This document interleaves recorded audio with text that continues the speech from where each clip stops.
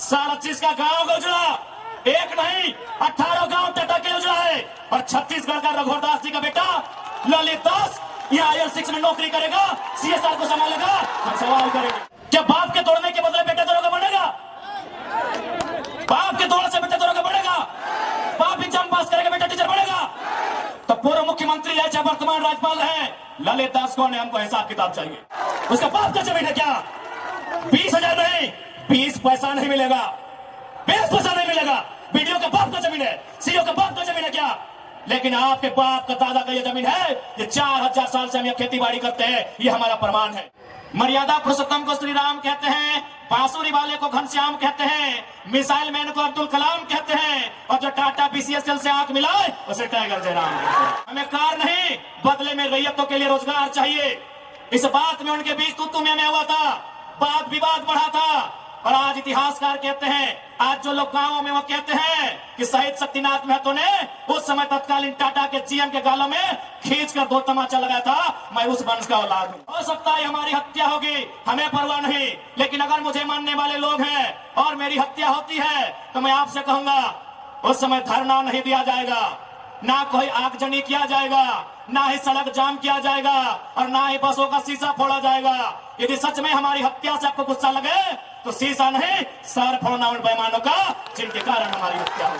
आप भी जाओ, घर की दीवारों पर लिख दो, सुनील महतो की शहादत को लिखो, निर्मल दा की शहादत को लिखो, हमारे साथ में जुल्म को लिखो, जिस SP के टाइम में जुल्म हुआ उसका नाम लिखो, जिस GM के टाइम में जुल्म हुआ उसका नाम लिखो, और अपनी पीढ़ी से बोलना, आज ना सही, आज वक्त उनका है, जिस दिन वक्त हमारा होगा हम भी उनकी आने वाली पीढ़ी से बदला लेंगे। जमशेदपुर के पूर्व सांसद अमर शहीद सुनील महतो को नमन करता हूं, वंदन करता हूं।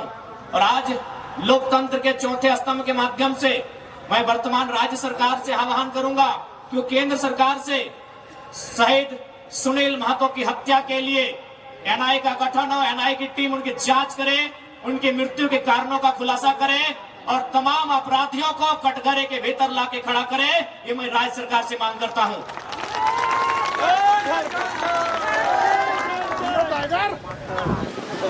क्योंकि अगर आज एक MP को इंसाफ नहीं मिल पाएगा, MP जो प्रधानमंत्री के कक्ष में बैठता है, एक MP जो राष्ट्रपति के सम्मुख जाकर अपनी बैठकों को भाग लेता है, अगर इस राज्य में, इस देश में एक मेंबर ऑफ पार्लियामेंट को न्याय नहीं मिल पाएगा तो एक आम व्यक्ति न्याय की अपेक्षा कैसे रख सकता है? इसलिए मैं राज्य सरकार, चूंकि झारखंड मुक्ति मोर्चा की सरकार है और शहीद सुनील महतो झारखंड मुक्ति मोर्चा के अंग थे, हिस्सा थे, मैं सरकार से ये मांग करता हूं।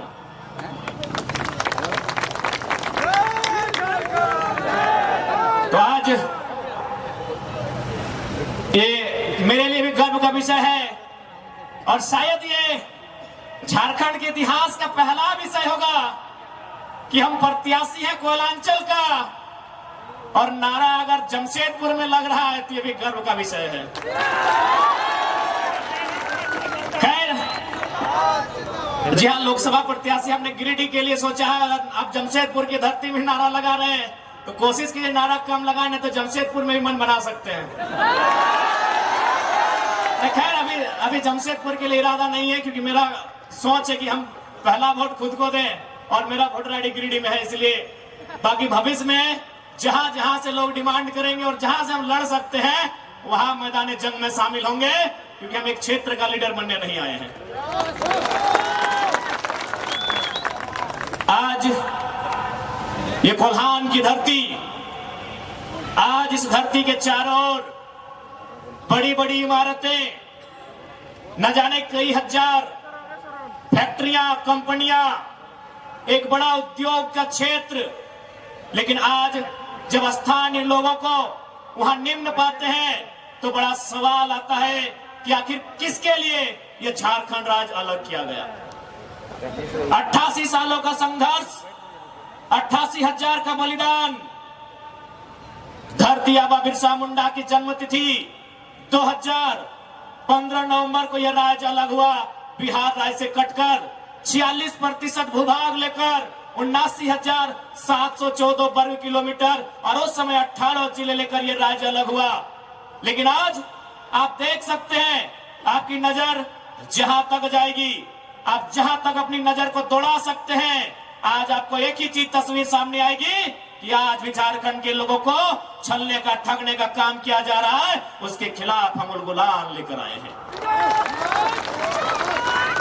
इन साफ शब्दों में कहेंगे कि मर्यादा पुरुषोत्तम को श्री राम कहते हैं, मर्यादा पुरुषोत्तम को श्री राम कहते हैं, बांसुरी वाले को घनश्याम कहते हैं, मिसाइल मैन को अब्दुल कलाम कहते हैं, और जो टाटा बीसीएसएल से आंख मिलाए उसे टाइगर जयराम कहते हैं।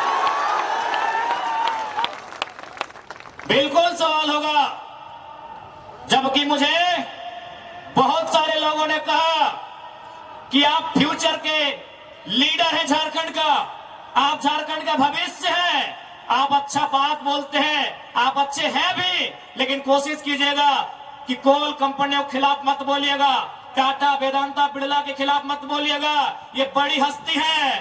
तो हम भी कह दें कि अगर आप बड़ी हस्ती हैं तो याद रखिएगा उस बस्ती को हमारी हस्ती के कारण आप टिके हैं। जी हाँ, ये बातें हमारे सामने आई कि आप, और बिल्कुल इतिहास गवाह है, चूंकि इसे टाटा नगरी के नाम से जाना जाता है, तो मैं आपको इतिहास के पन्ने से परिचय करवाऊंगा। 1977 का वो साल था, लेकिन वो कोल्हान नहीं, वो कोयलांचल था, वो टाटा सिजवान नामक क्षेत्र था, और वहां के जीएम ने एक कोयलांचल के हीरे को ऑफर किया था कि हम तुम्हें कार देंगे।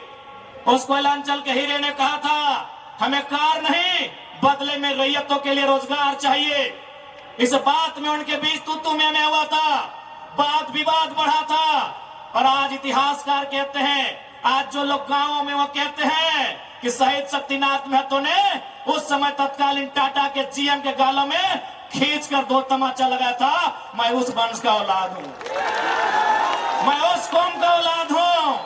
हाँ, ये मानता हूं कि बदले में फिर बाद में शहीद शक्तिनाथ महतो की हत्या उसी टाटा के जीएम के नेतृत्व में हुआ था, आज उसी का पाई पाई हिसाब लेने आया हूं। अरे कब तक डरेंगे भाई?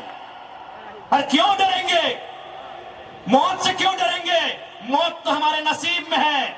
77 में शक्तिनाथ महतो, 10 साल बाद 87 शहीद निर्मल महतो, 12 साल बाद 99 रतिलाल महतो, फिर 8 साल बाद 2007 शहीद सुनील महतो। तो सुन लीजिए कंपनी के दलालों, 77, 87, 7, अंत में 7 आता है। अब सामने है 2027, आप तैयारी कर लीजिए जयराम महतो के लिए, लेकिन इस बार भूल मत कीजिएगा, क्योंकि मैं अपने समर्थकों को साफ साफ कह दूंगा, बिल्कुल, क्योंकि आज विधायक सांसद की औकात नहीं है इन कई लाख करोड़ के कंपनियों के खिलाफ बात करने की, लेकिन एक साधारण सा लड़का इनके खिलाफ बात करता है। हो सकता है हमारी हत्या होगी, हमें परवाह नहीं, लेकिन अगर मुझे मानने वाले लोग हैं और मेरी हत्या होती है तो मैं आपसे कहूंगा उस समय धरना नहीं दिया जाएगा, ना कोई आगजनी किया जाएगा, ना ही सड़क जाम किया जाएगा, और ना ही बसों का शीशा फोड़ा जाएगा। यदि सच में हमारी हत्या से आपको गुस्सा लगे तो शीशा नहीं, सर फोड़ना उन बेईमानों का जिनके कारण हमारी हत्या हुई। बहुत दिन तक डर के रहे, बहुत दिन तक डर के रहे। कत्ल होगा, शहादत होगी निर्मल महतो की, शहादत होगी सुनील महतो की, और टाटा में असिस्टेंट जीएम के पद पर काम करेगी एसएस की पत्नी। हम सवाल करेंगे, ये सवाल करने का हमको हक है। शहादत देंगे सुनील महतो, आज उनकी विधवा मां रो रही है, आर्थिक दयनीय स्थिति का। बाप दादा की जमीन पे उसामा चिन्ह खड़ा है, हमारी बाप दादा की जमीन पे किसको खड़ा है, इस बात को जहन में याद रखिएगा कोलान वासियों। आज कोलांचल से ये टाइगर ये संदेश लेके आया है कि अब हमें डरने की नहीं, अरे मरना पड़े तो मर जाइए, लेकिन आने वाले पीढ़ी के भविष्य के लिए आज हमें इस लड़ाई को लड़ना होगा। मैं लोकतंत्र के चौथे स्तंभ के माध्यम से मैं सवाल करूंगा टाटा मैनेजमेंट से कि ललित दास कौन है? Who is Lalit Das? What is his ability? उसकी योग्यता क्या है? कौन है ललित दास? उसकी योग्यता क्या है? कितना तक पढ़ा है? कि आज सीएसआर को संभालेगा, आज IL6 में नौकरी करेगा। सारा चीज का गांव उजड़ा, एक नहीं 18 गांव टाटा के लिए उजड़ा है। और छत्तीसगढ़ का रघुवर दास जी का बेटा ललित दास यहाँ IL6 में नौकरी करेगा, सीएसआर को संभालेगा। हम सवाल करेंगे, बचेंगे मैनेजमेंट से। छापिए इसको हेडलाइन में कि जयराम महतो टाटा प्रबंधन से सवाल करता है, जमशेदपुर की टाटा प्रबंधन से, कि ललित दास कौन है, क्या है उसकी योग्यता।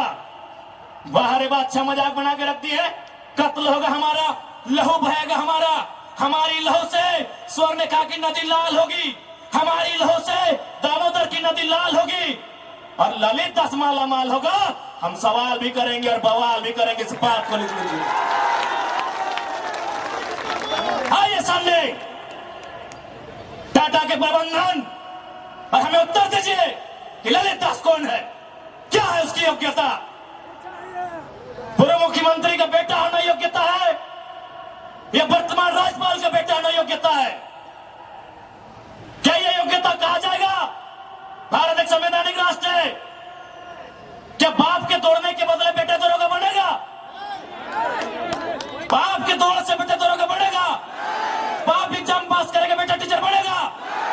तो पूर्व मुख्यमंत्री रहे चाहे वर्तमान राज्यपाल रहे, ललित दास कौन है, हमको हिसाब किताब चाहिए। राज ना ये चुनावी भाषण देने आए हैं, न राजनीति की बात करने आए हैं। एक संदेश लेके आए हैं कि कोयलांचल और कोल्हान के लोगों, हम दो हमारे दो नहीं। बिल्कुल इस भ्रम में मत रहिए, हम दो हमारे दो नहीं। तीसरा पैदा कीजिए, उसको निर्मल महतो बनाइए, उसको हथियार से लेस कीजिए। अरे कैसे लड़ेंगे आप इनसे? 20 लाख करोड़ की प्रॉपर्टी है इनकी, आप ऐसे लोगों से लड़ पाएंगे? आपका टीचर बेटा लड़ पाएगा? आपका वकील बेटा इनसे लड़ पाएगा? आपका डॉक्टर बेटा इनसे लड़ पाएगा? इसलिए आज कोल्हान और कोयलांचल, हम दो हमारे दो नहीं। तीसरा पैदा कीजिए, उसको निर्मल बनाइए और उन पैमानों से युद्ध के लिए तैयार कीजिए। आपको बचाने कोई नहीं आएगा। अरे आप किससे उम्मीद करते हैं? एसएसपी, आपको जानकारी होना चाहिए, एसएसपी टाटा का साथ देते हैं। हिंदू मुस्लिम का राइट होता है, 44 मुसलमानों की दुकान तोड़ी जाती है, उस समय धारा 144 होता है, लेकिन टाटा रातों रात रोड बनाता है, धारा 144 का कहीं जिक्र नहीं होता है। आपकी सुरक्षा कौन करेगा बताइए? कौन करेगा आपकी सुरक्षा? ये हम आप बताइए हमें, कौन करेगा आपकी सुरक्षा? आज ये डोबो का वीडियो किसी हो, कोई डोबो का सीओ है, पहले मैं कहना चाहूंगा यहाँ बहुत सारे पुलिसकर्मी हैं जो ईमानदार हैं, उनको नमस्कार है।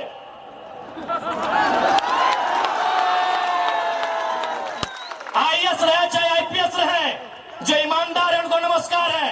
अगर कंपनी में भी ईमानदार लोग हैं तो ईमानदार है, उनको नमस्कार है। लेकिन सुनने में आया है कि डोबो का सीओ 20,000 रुपया प्रति एकड़ अपने बाप का जमीन मोटेशन करवाने के नाम पे मांगता है। ऐसे सीओ को जो डोबो का सुनने में आया है, उसको तोहमोनी में लेकर डुबा दीजिए। इस बात को हम छिन्ने ठोक के कहेंगे।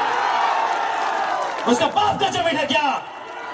20,000 नहीं, 20 पैसा नहीं मिलेगा, 20 पैसा नहीं मिलेगा। वीडियो का बाप का जमीन है, सीओ का बाप का जमीन है क्या?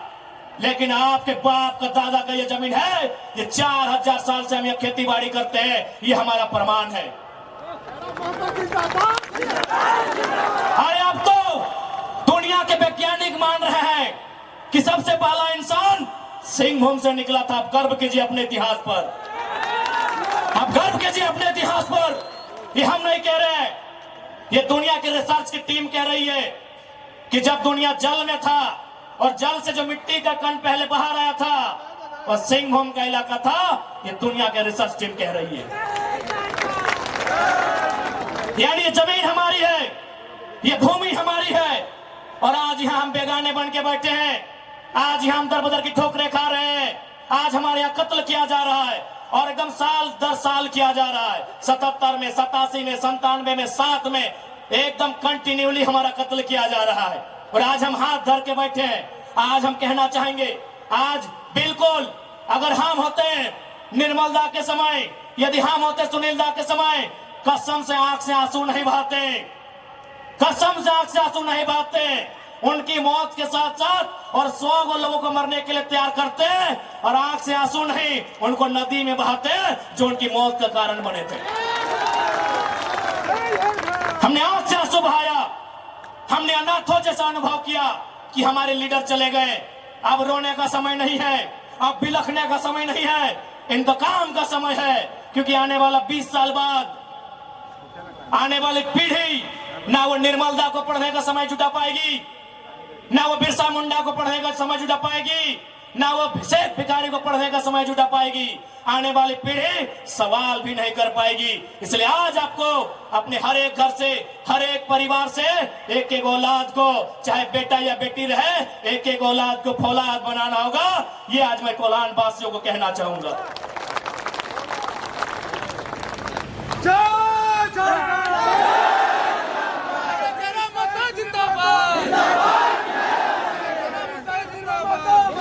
आज मैं एक सवाल करूंगा इस भीड़ से, मैं सवाल करूंगा टाटा नगरी में बसे बड़ी बड़ी इमारतों में बैठे लोगों से कि जब 1907 में टाटा की स्थापना हुई थी, मालिक कौन था? टाटा का कोई होगा? 1907 में टाटा की स्थापना हुई थी, मालिक कौन था? Who was the founder? Who was the owner? Tata का कोई होगा? नौसेरे भाई टाटा या जो भी उनका नाम है। आज 115 साल बीत चुके हैं, आज टाटा का मालिक कौन है? आज भी टाटा का मालिक टाटा का वंशी है। 100 साल पहले टाटा ने पूंजी का इन्वेस्ट किया था, आज 100 साल बाद भी टाटा का मालिक टाटा का वंशज है। लेकिन एक सवाल होगा मेरा, 100 साल पहले जिन कुर्मियों ने, जिन संथालियों ने, जिन हो ने, जिन गोड़ाई ने, जिन धीवर ने, जिन अल्पसंख्यक ने टाटा में जमीन दिया था, आज उस परिवार के पास क्या नौकरी है? आज हम सवाल करेंगे। अरे आपने पूंजी लगाया, 100 साल बाद आप मालिक है, हमने भी पूंजी दिया है। पूंजी 2 प्रकार की होती है इंपॉर्टेंट, एक जमीन, दूसरा अर्थ। अर्थ आपका, मालिक आज आप है, जमीन हमारी, हम कहां है ये सवाल करेंगे। ये कैसा देश है जो कहते हैं ये गांधी का देश है, ये किसानों का देश है? गांधी जी कहते थे कि किसानों की आत्मा बसती है गांव में, तो आज कहां है गांव? आज कहां है किसान? केवल पूंजीवादी का हावी, आज चारों तरफ केवल कैपिटलिज्म के लोगों का दबदबा। ठीक है, हम विकास के विरोधी नहीं है, अरे हमने इंसान भी दिया है और जमीन दान भी दिया है। हमने इंसान के रूप में कभी बिरसा भगवान को दिया, कभी भागीरथ मांझी, कभी तिलका मांझी को दिया, तो कभी निर्मल महतो, तो कभी सुनील महतो जैसे शेर को हमने दिया। और जमीन की बात कीजिएगा तो जहां तक टाटा की नजर जाएगी वो जमीन सारी की सारी हमारी है। क्या नहीं दिया हमने विकास के नाम पे? विकास के नाम पे हमारा कत्ल हुआ, विकास के नाम पे हमारा गांव उजाड़ा गया, विकास के नाम पे हमको लूटा गया। और आज अगर हम सवाल करेंगे तो आप हमें उग्रवादी जैसे शब्दों से नवाजेंगे। तो आज ये बात जान लीजिए, भले आज ये आपका समय है क्योंकि प्रधानमंत्री आपके हैं, सही बात है, किसानों के प्रधानमंत्री नहीं है। भले आप भावनाओं में वोट देते हैं, आज फिर किसान आंदोलन कर रहा है, किसान 700 मर चुके हैं, ये किसानों के प्रधानमंत्री नहीं है। अगर ये किसानों के प्रधानमंत्री होते तो एक रूल बनाते हैं। 1984 तक टाटा ने जो 15,000 एकड़ जमीन का अधिग्रहण किया है, उसमें मात्र 3,000 एकड़ में प्रोडक्शन का काम हुआ है, मात्र 3,000 एकड़ में कंपनी का एस्टेब्लिशमेंट किया गया है। यदि ये देश और ये वर्तमान के प्रधानमंत्री अगर किसानों के होते तो एक फरमान जारी करते कि बाकी जो आपके पास 12,000 एकड़ बचा है उसे पोल्ट्री फार्म खोलना है क्या? उसे पोल्ट्री फार्म खोलना है? जी नहीं, रियल एस्टेट को बेचना है। हमारी जमीनें टाटा डिसाइड करेंगे रियल एस्टेट को बेचना है। इसलिए अगर सच में ये किसानों के प्रधानमंत्री होते तो एक नियम बनाते, और ये नियम है भी, बकायदा न्यायालय में चर्चा उठ चुका है कि यदि किसी कंपनी ने जमीन लिया है, और उस जमीन पे काम नहीं हुआ है तो रैयत को वापस लौटाना चाहिए।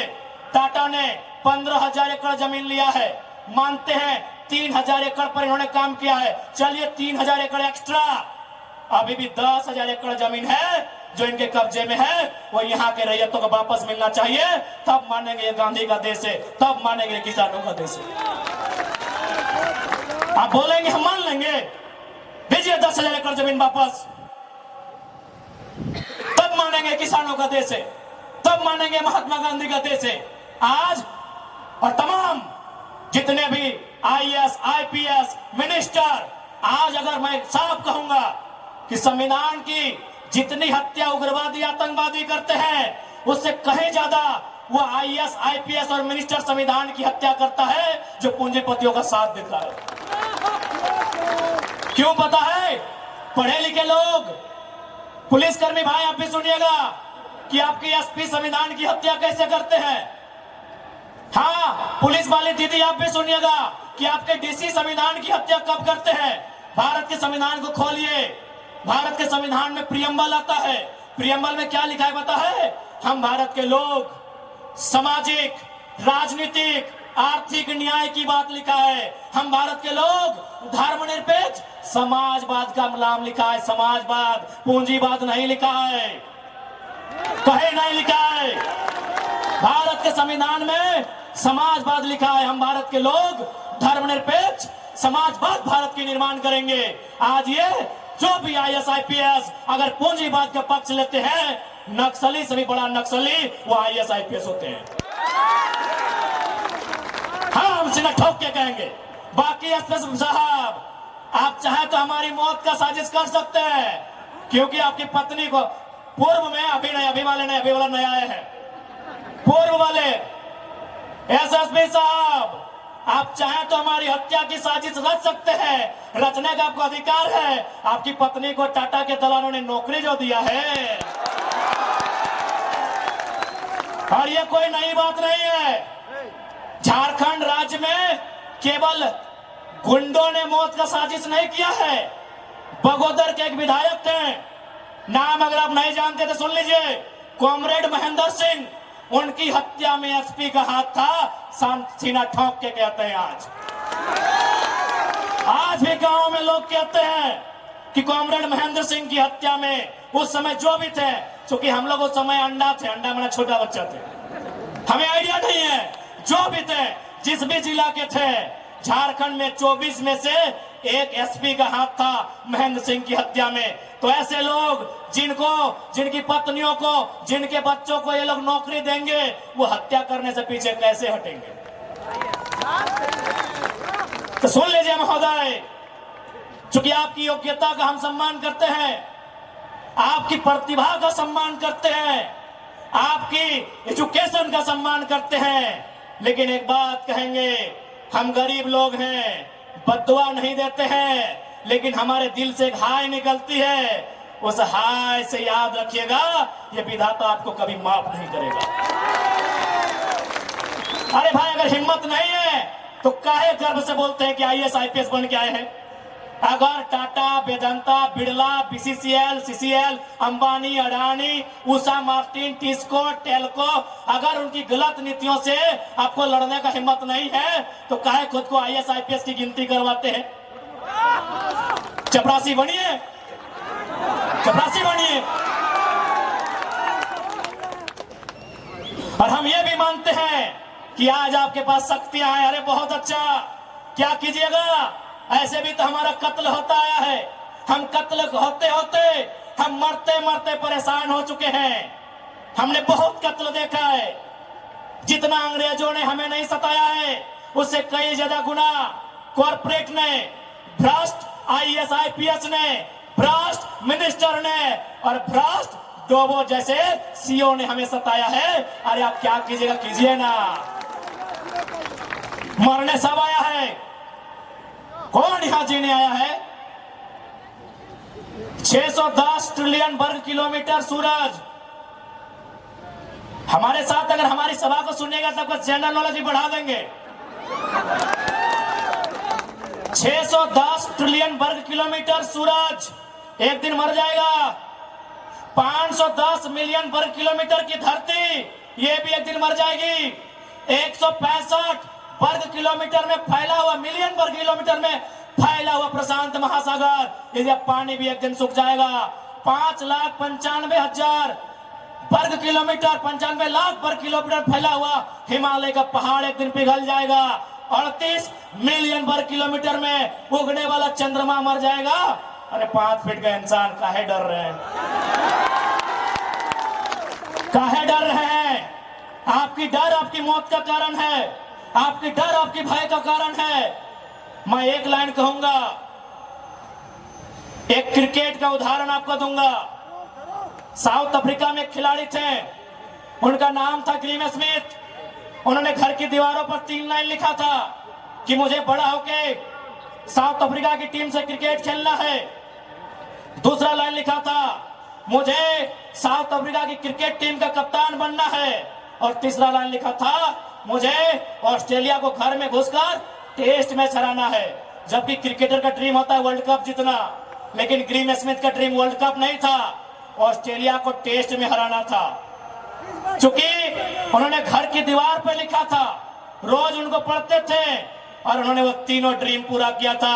आप भी जाओ, घर की दीवारों पर लिख दो, सुनील महतो की शहादत को लिखो, निर्मल दा की शहादत को लिखो, हमारे साथ में जुल्म को लिखो, जिस एसपी के टाइम में जुल्म हुआ उसका नाम लिखो, जिस जीएम के टाइम में जुल्म हुआ उसका नाम लिखो। और अपनी पीढ़ी से बोलना, आज ना सही, आज वक्त उनका है, जिस दिन वक्त हमारा होगा हम भी उनकी आने वाली पीढ़ी से बदला लेंगे।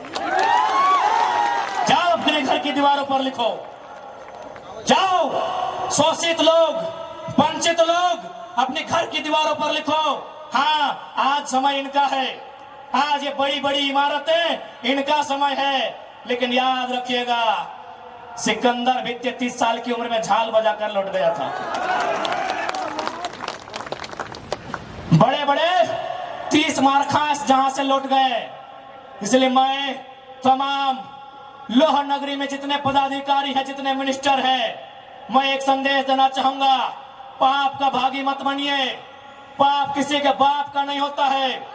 कंपनियों की दलाली मत कीजिए, रैयत के साथ इंसाफ कीजिए। ये मैं तमाम प्रशासनिक लोगों से निवेदन करना चाहूंगा।